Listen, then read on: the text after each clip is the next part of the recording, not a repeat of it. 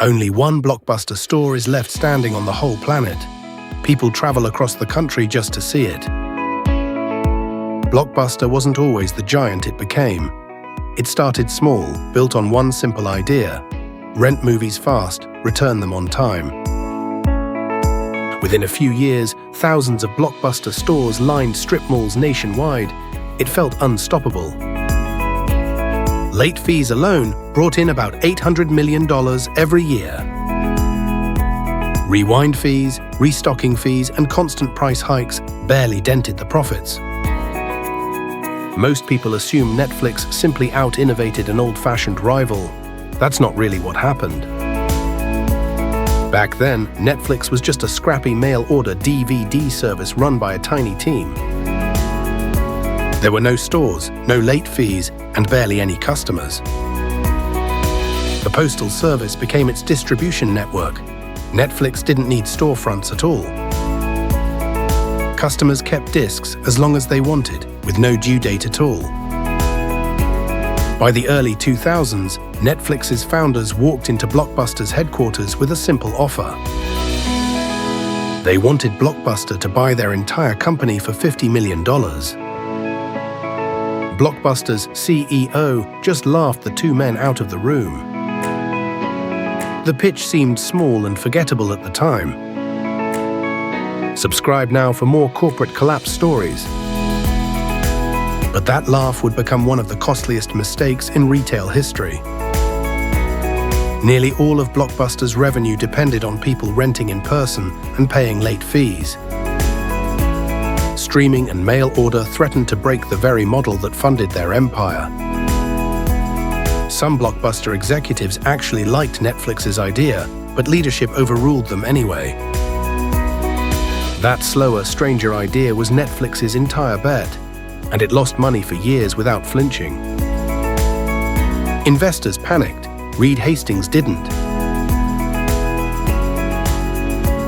One flat monthly fee replaced late fees entirely.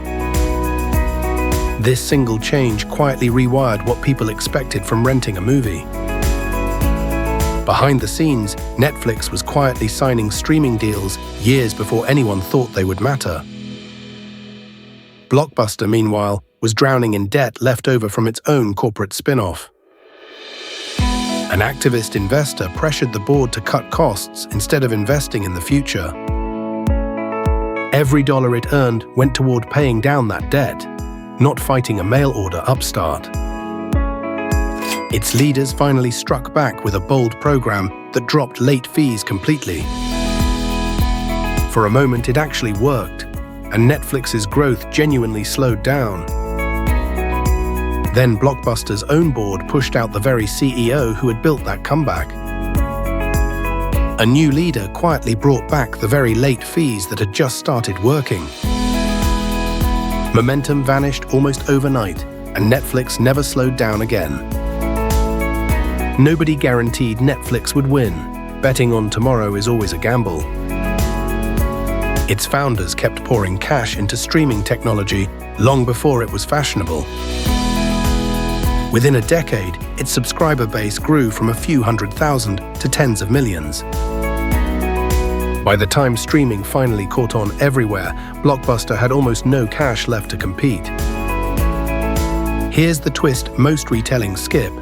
Executives there did try streaming, but only after Netflix already owned the market. Under the weight of its own debt, the chain eventually collapsed and filed for bankruptcy. Thousands of stores shut their doors, one strip mall at a time. Meanwhile, the streaming company stopped mailing discs altogether and became something bigger. Distribution wasn't the end goal. Soon came its own original shows. Suddenly, it wasn't just competing with video stores, but with every television network on Earth. Awards followed soon after, something no video rental chain could ever offer. For an entire generation, the smell of a Blockbuster store still means Friday night. Today, only that single Blockbuster store remains, kept alive as a piece of pop culture history. Netflix, the company they once laughed out of the room, now streams into hundreds of millions of homes worldwide. That rejected offer is now taught as one of the most famous blunders in business history. None of this happened because Netflix had better technology than everyone else. Simply put, one company kept betting on tomorrow while the other protected today.